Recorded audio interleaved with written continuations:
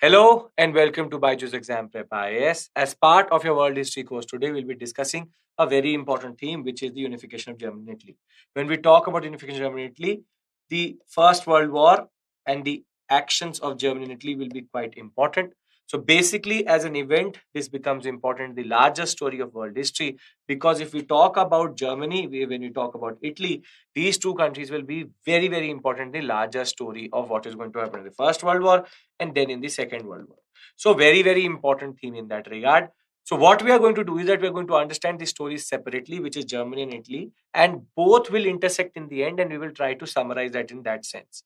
But basically, both stories have the same protagonist. But before we go into what is called the unification of Germany and unification of Italy, you need a little bit of context. And for that, we need to first go back to France because one of the actors there is going to be very, very important. Then what happened after the Congress of Vienna? Who is Metternich? And at the end of the day, what is Europe after the Napoleonic Wars? The first thing which you need to understand is that basically France, as we know, had gone full circle from starting with the monarch to Louis the 16th.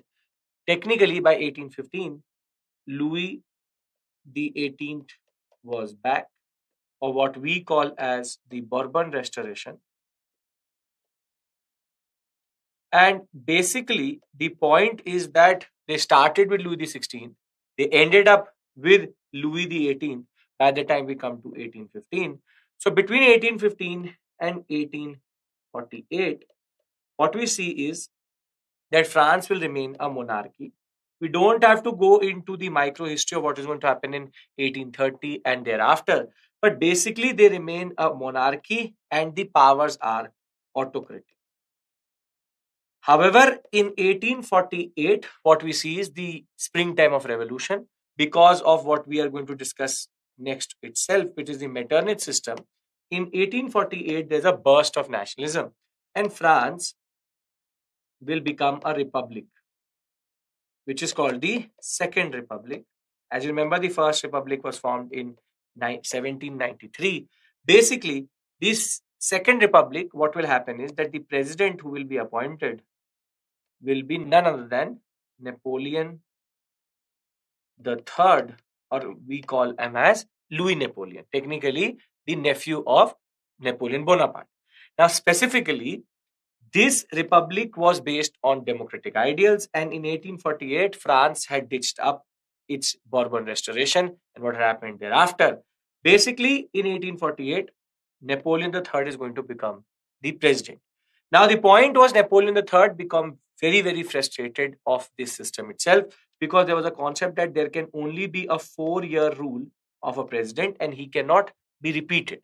So, basically, in 1852, when it came to Napoleon III being removed, Louis Napoleon being removed, what he did was rather than abdicating as the president, what he did was he declared himself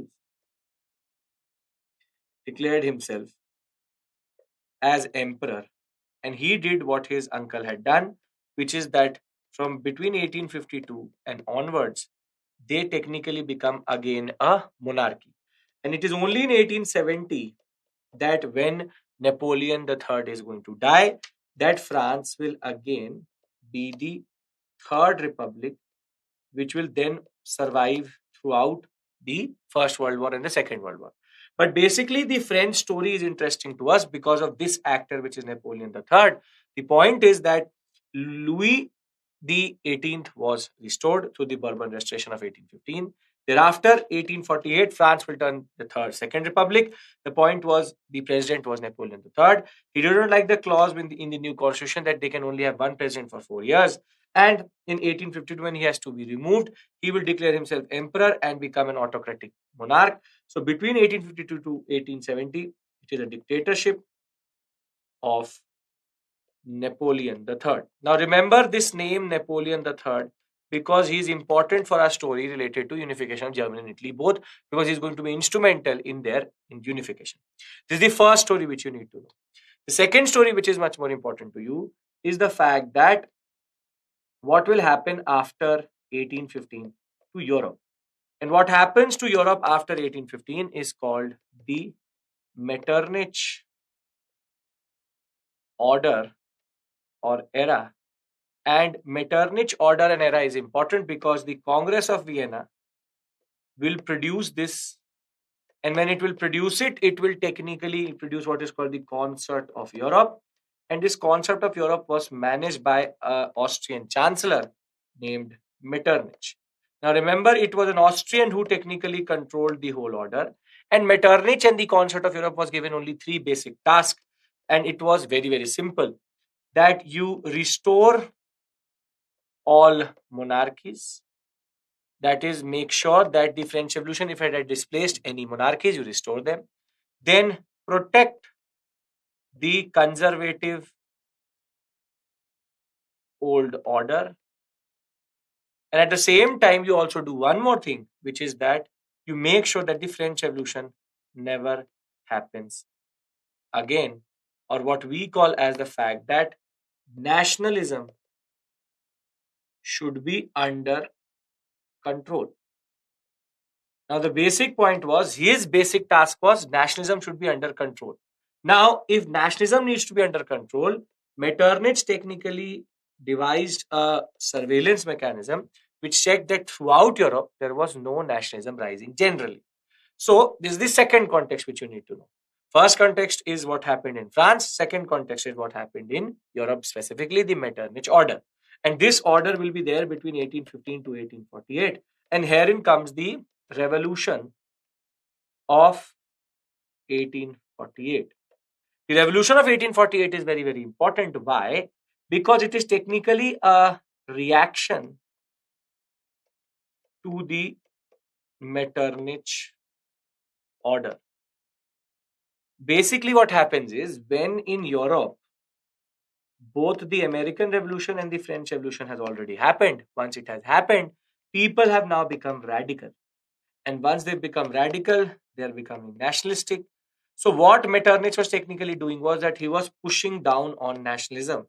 But nationalism burst into what we call as the 1848 revolution, which was all across Europe, in order to challenge the Metternich order. And when this challenge comes through, it is very, very important to understand that the revolution of 1848 will be instrumental in one of our stories, and technically in both, but much more significant in Germany. So now we know the first three contexts: the context of France, where Napoleon III has come to power. Then the second, which is much more important, which is Metternich. And third, which is the fact that we have the 1848 revolution.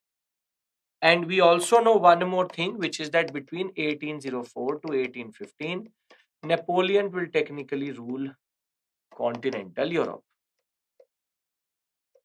So basically, what we need to understand is that between 1804 to 1815 to 1848, there are two major personalities which will technically rule Europe, which is Napoleon and thereafter Metternich. And this should totally be in your mind before we go to the next phase, which is understanding German unification. So now that we have the understanding of these three, we can now move to Germany. And when we talk about Germany, what you need to understand is Germany will only exist in 1871. Before that, it will exist in different forms. So the first form of German states is technically under the Holy Roman Empire. Holy Roman Empire. And under the Holy Roman Empire, there are 314 small and big political states which speak what we call as German language, but are still not a political unit together. What they are technically smaller princely states within the Holy Roman Empire. And the basic point is, why would these 314 areas not come together automatically? Is because of the way they were divided in the north, south, and east west axis. So, when we talk about Germany itself, north and south, north you have Prussia, south you have Austria, and the north sector was more or less Protestant. On the other hand, the south is Catholic. The West is French culture dominated, and this is anti-West, having close connection with even Slavic. Slav means a racial identity of what we call as Russians and the Balkans, Slavic culture. So basically, there is cultural differentiation on the east-west axis, and there is Protestant and Catholic religious differentiation on the north-south axis. So the natural barrier was that they have cultural and religious issues. So this is the first form. But basically, it is the same period also that German language itself became important as a marker of linguistic politics. And under the French Revolution and what was happening during the Napoleonic period, German language will become very, very important, because what German unification and Italian unification is cultural nationalism. So, while the French Revolution is political nationalism, Germany is cultural nationalism. So, what we see is that when we talk about German unification, from Holy Roman Empire in 1806, finally the Holy Roman Empire will disintegrate. But before that, I would like to show you, see, the way we divide Germany or German states is this whole sector is Protestant, this whole sector is Catholic. On the other hand, this is French culture dominated. This is anti-West, has even antecedents of Russian Slavic identity. And basically, there is no natural cohesion in this area. If you look at this map itself, you will also realize one thing, that in 1806, the Napoleonic action in this area will dissolve the Holy Roman Empire. So what happens is that from the first form in between what we call as 1500 to 1806, these 314 units were technically the German states. Once the Holy Roman Empire declines, we go to the second stage, which is Napoleonic control. And what Napoleon did was, and it was very important for the unification of Germany, is that he organized these 314 units into 39 units for political and administrative convenience, which we technically call as, and generally was called by Napoleon as, the Confederation of Rhine. And Confederation of Rhine technically becomes the second form of Germany which we see. What it does is that under the Confederation Rhine, because there's a lot of what we call as French culture being pushed, cultural nationalism starts to become more and more pronounced. By the time we come to 1815, what will happen is Napoleon will be removed, and basically now the Metternich order will come through. And under the Metternich order, the Confederation of Rhine will be then made into what is called the German Confederation. And the basic point is Confederation of Rhine gives way to the third form of what we call as the German Confederation. And the German Confederation is very, very important, because here is where the Germans will start to come together under the bonds of nationalism and demand a German state. But this first, second, and third phase are very, very important, because Napoleon's most important action was that he will simplify this area. These 314 units would never come together and become a German state. So the first form of sanity which is given to this area after the dissolution of the Holy Roman Empire is by Napoleon himself. So he had a very important role to play in German unification. So what we see is that this area will keep on changing from first form, what we call as the Holy Roman Empire. From the Holy Roman Empire, it will become what is called the Confederation of Rhine. Then it will become the German Confederation. And thereafter, we will see how Bismarck is going to change the fate of the story. In between, we will have what is called the Frankfurt Parliament. And this is the basic phases in which we will understand this. This is from 14th century to 1806. This is from 1806 to 1815. This is from 1815 to 1848. And this is technically will be go on till 1862 also. Frankfurt Parliament will be 1848. And then finally Bismarck will start to weave his what he wanted to do between 1860 to 1871. These are the four phases which we need to understand. It will only be Bismarck's action that it will in turn lead to the unification of Germany. So this is what we are going to do. So you basically have the roadmap of what we call as the German unification. So when we talk about nationalism itself, see, American Revolution was a moment of economic nationalism. On the other hand, what we call as the French Revolution was political nationalism. They were already together, they were rallying about ideas.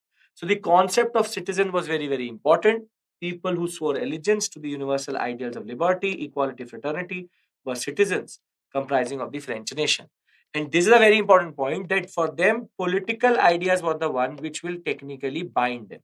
And the impact of Napoleonic Wars and the Congress of Vienna was that we will keep nationalism in all its forms down. Because American Revolution was about economic exploitation, mercantile exploitation. So economic nationalism. On the other hand, when we talk about the political ideas, nationalism rose as a political concept. However, when we talk about Germany, the German concept is totally different. Because Germany and even Italy, the form of nationalism is that they will only come together as a political unit when it will be cultural nationalism. Meaning, in the moment they come culturally together, they also start to exist as a political unit. And this, their political unification was in a way conditioned by their cultural unification. Once they unified culturally, their political unification was inevitable. On the other hand, there was determination of nationality by factors like language, folklore, ethnicity, or what we call ethnic origin, ethnicity, and ethnic origin. And cultural nationalism is what we are discussing. Technically, the world history course itself is the history of nationalism. From economic nationalism to political nationalism to now what we call as cultural nationalism. And basically, this cultural nationalism is going to become very, very important because it will in turn lead to what we call as rotten form of nationalism, which is Serbian nationalism, which we'll discuss after the Eastern question. So now the basic point is Germany before 1806 but did not automatically unify. And therein comes the problem of what we call as cultural and religious issues. Basically, German speaking Central Europe formed more than 300 political units. They were close to 314. And the Holy Roman Empire and the Habsburg Empire had a little bit of area, and even Prussia at this point of time. So every state was independently ruled, and there was only nominal unity under what we call as Holy Roman Empire. So they were part of the Holy Roman Empire, but they were technically not a German speaking state because this identity was usurped by the Holy Roman Empire. So these 314 political units technically nominally united, but more or less are technically free. Then what we see is that the problems of unification come through geography, culture, religion. Firstly, it is in the heartland of Europe. There are no natural frontiers. For example, France has it with regards to Mediterranean and the Atlantic Sea. England is an island nation itself. Germany, the problem was that it was because in the heart of the whole European sector, there was no natural frontier in the east and the west. So basically, it was very important to define that before we used to move forward, and nobody was ready to define the boundaries in that context. In the same way, culturally, there was dual German identity. The west of the river Elbe, the French high culture was very, very common. On the other hand, the east of that river, anti-West, anti-Catholic feeling was there, and even close to Slavic identity. At the same time, when we talk about religion, after the Reformation, frequent wars during this period between Holy Roman Empire and the German princes, and counter Reformation was also there in the same area. Therefore, what happens is Protestantism and Protestant religion becomes very, very entrenched in the north, and Catholic Christians become more and more important in the south. And basically, these Catholic Christians are very, very important because they are connected to Rome and the Vatican. through the Pope itself. So they have a lot of influence in that regard with the Pope. So North Germany remained largely Protestant, while West and South became predominantly Catholic. And this means that they will not come together either West or East because of cultural issues, North and South because of religious issues. On the other hand, what we see is politically also Holy Roman Empire will never try or allow these 314 units to come together. At the same time, neither Prussia or Austria was ready to actually allow a Germany to exist because that was destabilize them. And at the same time, all great powers, which is Great Britain or be it France or be it Russia, none of them wanted the German states to exist. So the international situation was also not favorable. So the Holy Roman Empire was on the decline. Germany or German areas will split up into 314 large or small units or free cities. And what will happen is that now Prussia and Austria will start to squabble who will technically have influence over this area. So the division along class lines, aristocracy was cosmopolitan in nature. For the masses, the test of nationality was still religion, and the parochial nature of local level politics was also not going to work. So basically, the power politics was also not favorable for German unification. The relation between Austria and Prussia was going to guide how Germany is going to be formed. Habsburg Empire in Austria was very, very racial and linguistically diverse, staunch Catholics, while the Prussians were technically Protestant. So there was also a rivalry between these two powers because on religious issues. So neither wanted to see each other or did not even want to see a unified Germany. So they have basic rivalry in that regard of representing two different worldviews, but they also agreed on one thing, that Germany should not exist. So they would not want to see each other face to face. At the same time, would not like to have unified Germany also. The great powers also would not want Germany to come together because they become a formidable force in that regard. So the great powers of Europe, Britain, France, Russia, saw concentration of power in Germany as a threat to their own power. So basically, it was like, let us just leave them fragmented, fragmented under different polities. If Germans come together, they become a formidable force in that regard. Now, the next point, which is more important, is what changed? How is that Germany was then able to technically come together with this larger concept of what we call as German unification? Therein comes the importance of German language. Since the time Luther had already published the Bible in German, German language had become very, very important. Administrative needs led to the rise of a middle class itself, educated one, which wanted Germany to exist. The middle class rejected dominant French culture, and this in turn will become the starting point of how German language is going to become important in the cultural nationalism of Germany. So they tried to foster German values into a common German language, and the Bible itself, being translated by Luther, had become an important way in which German language was now binding these 314 units together, and they were now developing some form of cultural nationalism. But the problem is 314 units coming together will not work. So basically, it will be Napoleon who will change this, because he will be able to somehow make sense of this area and make it 39, which was much more easy to unify and easier to run. So basically, the when Napoleon will dissolve in 1806 the Holy Roman Empire, what he will do is he will technically do a favor to the Germans, because what they will be able to do is that he will first administratively make them better. When they become 39, they will now have a chance to be unified. So German national identity also got exaggerated in the same period, because at the end of the day, when we talk about Germans, if French high culture was being pushed by Napoleon, they will also resist it. So German national identity first emerged in challenge to Napoleonic aggression in an anti-French form. So German cultural nationalism is now taking form. Napoleon reduced the number of states from 314 to 39. This was the favor which he did, because that gave some sanity to this area. And the dissolution of the Holy Roman Empire in 1806, Rhineland was annexed by France, and what we call as the Confederation of Rhine will come into existence. And some parts will be kept within this area, some will be given to Prussia and Austria.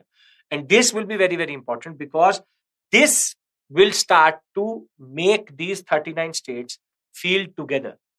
Russian resentment over the defeat on the hands of Napoleon. Prussia will be a power which will, after being defeated by Napoleon, will start to modernize, remove serfdom, reorganize, modernize its education system, army, and navy. And this will be very, very decisive later when we talk about how Austrian and what we call as Prussian rivalry will rise.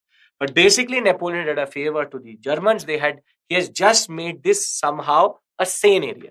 Basically, 314 to 39. This is the role of Napoleon in the story of what we call as German unification. Now, once Waterloo will happen and the Congress of Vienna will come, the Confederation of Rhine will in turn give way to what we call as the German Confederation.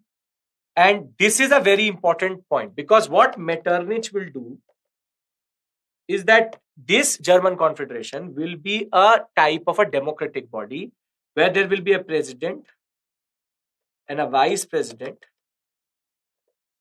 and what we call as a Bundestag or a parliament, meaning 39 members from the 39 princely states, one president, one vice president. But Prussia had to give up a lot of territory to create this German Confederation, but it was given the vice presidentship of this German Confederation. Austria was given the presidentship of the German Confederation, though Austria gave the least area into it. This was Metternich's idea because Metternich himself was an Austrian. And herein starts the road to unification because there will be a rivalry which will begin between Austria and Prussia, where Prussia will argue that it gave up more territory under the Congress of Vienna after being defeated by Napoleon. They were reorganizing. It gave up more territory to the German Confederation, but still it got less power. And this in turn will be a very important rivalry between these two powers. So, a loose conglomeration of 39 states with the presidency of Austria, which was not something which the Prussians liked. And this is going to be the way Prussia is going to take steps to unify Germany. First, economically, then it will be Bismarck who will try to make sure that Prussian interest goes forward. So, main body, Federal Diet, was composed of envoys chosen by the rulers of the member states. So, 39 plus 1 and a redundant organization, more or less, because cooperation of Austria and Prussia was important. Prussia even had to give Rhineland for this, the most fertile territory, but did not get the presidency. And this is the whole point.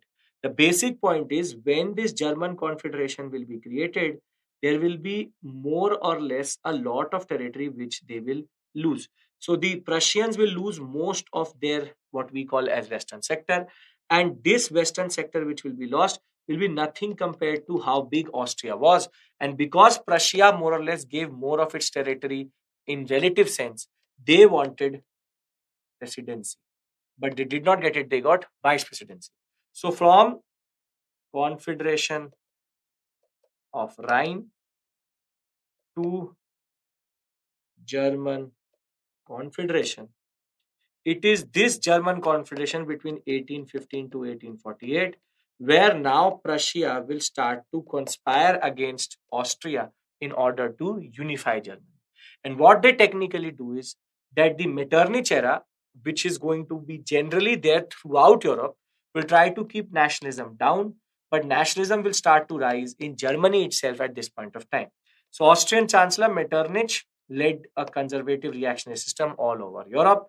Metternich had three goals, which I already told you: prevent French aggression to the surrounding countries, which is to have strong countries around France, restore a balance of power that the no other power would be a threat to each other, and restore the Europeans' royal family, which are the old European royal families, to the throne, which were held before Napoleonic War. The Metternich era was a conservative reaction to the French Revolution. Now, what is more interesting is that once there will be a rivalry between Prussia and Austria, Prussia will now try to find ways to somehow unify the Germans. And the point was that they wanted two things. First was make Germans pro-Prussian, and at the other hand, exclude Austria.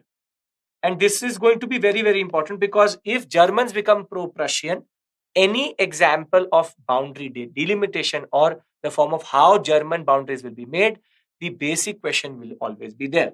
So what they do is that the first step which they take is that they try to make an economic union of the German states, which is 39, and plus Prussia. Because as of 1818, 1820s, there were close to 67 different tariff barriers between these areas. Because at the end of the day, it was 39 states plus different other conglomerations. The fact was, what Prussia tried to do is first economically unite them, give them a sense of fact that Prussia was working for the betterment of German people, which is going to play a very, very important role later. So 1818, Prussia had close to 67 tariff barriers and tariff zones with the German states. So they created a customs union, which we call as the Zollverein. And herein comes the role of the Zollverein, which is that all internal customs will be abolished. And this is a very important point because once this will happen, independent states now commensurated a full economic union without simultaneous political union. And this was the first time in history that an area was an economic union without being a political union. What Zollverein is technically a tool used by Prussia to make Germans feel that Prussians are working for them better. It was an economic tool. It is about a customs union which was made in this area, and they categorically kept Austria outside so that the people would become more and more habitual in leaving Austria. Now, for the first time, German territories became a full fiscal and commercial unit, united the German states in bond of mutual economic interest under the leadership of Prussia, excluded Austria. This is a very, very important point. Now, this means that Prussia, in its battle with Austria, because there was a basic rivalry that why did we give up the most and we didn't get presidency? Therefore, this Prussian jealousy or this Prussian dispute with Austria is what fueling them to unify Germany. Now, the next point is the basic Metternich era will then become the trigger for what we call as the first and last democratic attempt to unify Germany. Which is that what will happen is that nationalism will now start to brew up in universities. Public festivals will boost this fervor itself. And basically, there will be university level pro and anti violence. And in this, what will happen is that in 1819, Carl Sand, a student, assassinated a pro unification writer in the university itself. And this will be used by Metternich to bring in what are called the Karlsbad decrees, press censorship, and supervision in universities. He will start to suppress nationalism. But when nationalism starts to suppress, it becomes even more stronger. And this in turn lead to the reaction of what we call as the 1848 revolution. And in the 1848 revolution, which happened all across Europe, but we are concentrating on Germany, what we see is that in Frankfurt, a delegation or a parliament of liberal nationalists and teachers and professors came together in what we call as the Frankfurt Parliament. And they now sought that we will make a democratic, constitutional, monarchy based Germany. And this is the way the first democratic attempt, people's attempt to unify Germany came through. So liberals and nationalist insurrection directed against the existing political order broke out in Germany also. And the German National Assembly, which is nothing but the Frankfurt Parliament, now met together to draw up a new German constitution, a constitutional monarchy based one. But the point is that this attempt had two problems. What should be the boundary of this German state? This was the first question which they have. And who should have leadership? And in this, the professors, lawyers, businessmen, civil servants who met, they were divided over the question that should we go for what we call as the Greater Germany concept, which is Austria, Bohemia, and Moravia, and leave Hungary out plus the 39, or should we go for Little Germany, which is fully excluding Austria, 39 states plus Prussia. Now, the existence of this itself means that the people had become pro-Prussia. So Prussia had technically become more or less succeeded in the fact that people through the Zollverein now felt that the Prussians had did more. What is ironic in this is that the people will choose for Little Germany, they will exclude Austria, and the people what they will do is that they will take the new constitution and give it to the Prussian king. But the Prussian king will say that I don't accept political authority because they wanted the Prussian king to be the constitutional monarch. But the Prussian king will argue that I do not take power from democratic bodies, from people. I take it from kings. And in his arrogance, he will actually deny the only democratic attempt. What will happen is this in turn will lead to a revolution in Prussia itself, where its basic nobility and its basic bureaucrats will say, what did you do? We always wanted this. We wanted Prussia to have control over the 39 states to create a Germany state or a German state. But the king was very, very adamant. So basically, the democratic attempt will be undercut by the Prussians itself. So the majority voted for the Kleinsdeutsch solution, which is the small little Germany solution, offered the crown to the Prussian monarch, but he will refuse on the grounds that he would not accept the crown from a democratic body. He only accepts crowns from princes and not from elected bodies. It was his arrogance and ego which will in turn lead to this committee being disbanded. The Frankfurt Parliament will be disbanded, but Prussia will go through a revolution itself and it will become a constitutional monarchy itself, because the people said that the monarch had lost his mind. We were working on this for close to 10 to 15 years. We wanted Prussia to somehow unify Germany, but that did not happen. So from Confederation of Rhine to the German Confederation, the German Confederation in turn gave rise to the Frankfurt Parliament, but 1849 the Frankfurt Parliament failed, and this revolution itself will fail because it was more about ideas and too many small events were happening. And between 1849 to 1860 they will go back to the Metternich system, or what we call as 39 plus 1 plus 1, and the Zollverein will work in the background. But Prussia itself will become frustrated because of its own king. They wanted this, but the king itself was totally lost in his own ego and his arrogance. Now, the failure of the revolution itself was inevitable because by beginning of 1849, revolution was over, lack of central leadership, lack of unity, and threat of big powers was there, led by intellectuals, not men of action, meaning they used to talk a lot but did not do anything. And it resulted in monarchical order coming back, but in absolutist form. But for us, still Germany is the same, which is that it is based on the 39 plus 1 Bundestage, and Prussia, by the end of this revolution, had become a constitutional monarchy. And this is very, very important because this constitutional monarchy is where Bismarck will rise. So now comes the role of Otto von Bismarck. So what we have seen is the first three phases. We have seen the Confederation of Rhine,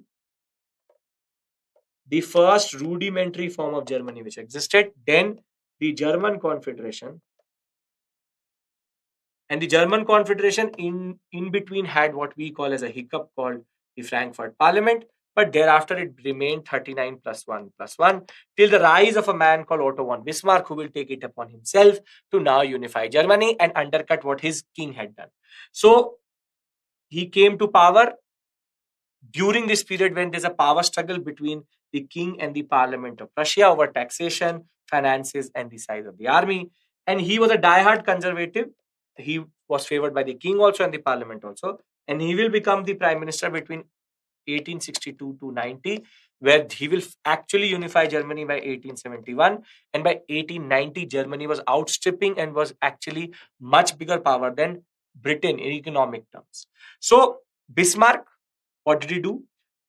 In his very important speech of what is called the Blood and Iron speech of September 1862 in the Budget Committee of the Parliament, he argued that Germany could only be unified by military action, because what 1848 tells us is that democracy couldn't. He argued that 1848 had demonstrated that democracy could not unify Germany, only military force could. So he technically argued that basically military and political forces could actually unify Germany. But the point was, it's not that he's doing it for the Germans, he's doing it for the Prussian identity and the Prussian prestige. So it was all a conspiracy of one Prussian who wanted to make sure that Austria loses the presidency and Austria loses the territory of what are called German speaking states. This is a very important point. Bismarck is not doing it for the people, he's doing it for himself and the power. So Bismarck, what he does is that he starts to now change Prussia and Germany itself. So he starts to consolidate the Zollverein, excluding Austria even more out of it. Then he starts to sign what are called free trade agreements with Britain, Belgium, and Italy so that his Prussian basic commercial classes are protected. Then comes his basic tactic. See, one thing is sure that to take these areas, he would have to fight Austria. In order to fight Austria, if he touches a great power like Austria, he needed to make sure that Britain, France, and Russia do not respond. And here he starts his basic diplomatic politics. What Bismarck did was that he unified Germany via diplomacy. And that is why UPSC wants you to know this, because diplomacy played a very, very important role in unification of Germany. So what he did was that when there was a revolt in 1863 of the Polish people in Russia, where the Poles actually rebelled against Russia for their own king, when the nationalists said that we should actually go with the Polish, rather Bismarck gave military support to the Tsar, who is the king of Russia, and saying that I will help you in suppressing the Poles. What he wanted that Russia, in lieu of this favor, would not say anything or would not attack us when we take a territory from Austria. So he technically got what is called Russian neutrality by helping Russia in the Polish suppression. Now, at the same time, he will start to now go to France, convince Napoleon III that it was in his interest that Austria loses power. Everybody was more or less very frustrated by Metternich. 1848 itself was a reaction to Metternich. He will go to the British, and the British will later realize that it was one of the biggest misjudgment on their regard. But basically, he will even convince the British that a weaker Austria was good for Europe and a stronger Germany was important. So he will get a Russian benevolent neutrality if he attacks Austria. On the other hand, he will meet Napoleon III. And this is, remember one thing in world history, there are no permanent enemies and there are no permanent allies. So basically, he will first befriend Napoleon III and he will say that I will unify Prussia via taking these German states, thereby German unification, and you will not do anything. Therefore, politically isolating the Austrians. The British felt that Austria was a stronger power, and a major miscalculation on their regard was that they also supported the Prussian cause of German unification. So basically, Bismarck was able to convince everybody that it was in the world's interest to have a weaker Austria and a stronger Germany, which was a major miscalculation on their regard, but very, very important for our story.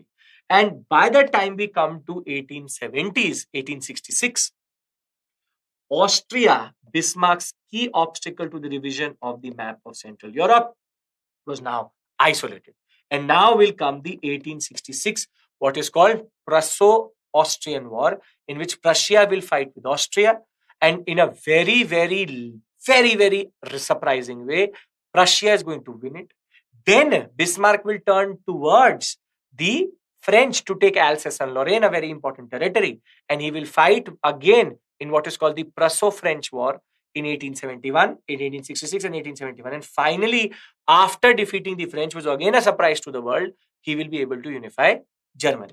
So what we are going to see is the road to unification is that Bismarck was not contemplating war with Austria, but over the basic issue of adding an Austrian territory to the Zollverein, Austria will become aggressive. He suggested a division of German territories into Austrian-controlled North and Prussian-controlled South. However, what will actually happen is that by 1866, over the issue of the Zollverein, what is going to happen is in the Battle of Sadowa, Austria will be defeated by Prussia. And in a major move, whilst the parliament was also against Bismarck for going to war with Austria, they will first oppose the war, but then Bismarck will be supported by everybody. So the Battle of Sadowa is very, very important because it changed the course of Austrian and Prussian history, because now most of Germany was created with 39 plus 1 Prussia, but one area was still left, which is the southwestern sector, which is called Alsace-Lorraine, and that will come through what we call as the French War. So, resounding success of the Prussians and a North German Confederation was created under the overlordship of Prussia. The victory dazzled the nationalists now, who fully, completely surrendered to Bismarck and his ideas. Now comes the basic point of taking the French territory of Alsace and Lorraine. And I'll show you this on the map. The basic point was that the South and Western Germany were traditionally looked towards France for leadership. And he knew that Napoleon III would not allow this Alsace-Lorraine area to come very easily. So he was very quiet between 1866 to 71 about this. But in 71, his hand will be played once the Spanish king will die, when the Spanish throne will be empty. The French will say that the Austrians have already been defeated, but the Prussians are acting over smart. So he said, Napoleon III said to Bismarck, you will not claim on the throne of Spain, because of the tradition, everybody can claim on the throne of Spain.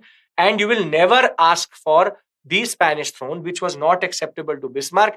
And the Prussian public opinion will change. And in turn, his hand will be shifted towards fighting with Napoleon III. France was the same, and Napoleon III will be defeated. And finally, they will get Alsace on Lorraine. So in 1870, over the Spanish throne being vacant, French attempt to stop further Prussian expansion, intolerable demands by French, no Prussian claim for the throne, and this in turn will lead to the German sentiment changing, and Bismarck now pushed for war. And finally, in the Battle of Sedan, catastrophic defeat for France, and the Second Reich, or the second rule, or the proper rule of Germany had started in 1871, and the unification of Germany was complete. So Germany, when they fought, this was the area which they wanted, Alsace and Lorraine sector, which they wanted from the French. This is the French war, and everything else which you see came through the Austrian war. So basically, it was one man's basic ambition to make Prussia even more stronger and exclude Austria and France from it, which in turn led to the unification of Germany. Now, what is the role of Bismarck? Because the question is mostly going to come from this area, which is the role of Bismarck. Uncertain events with favorable international situations enabled political realist and opportunist Bismarck to succeed. Specifically, the international situation had become very favorable for German unification. Everybody hated Austria. The first villain of Europe was actually Austria.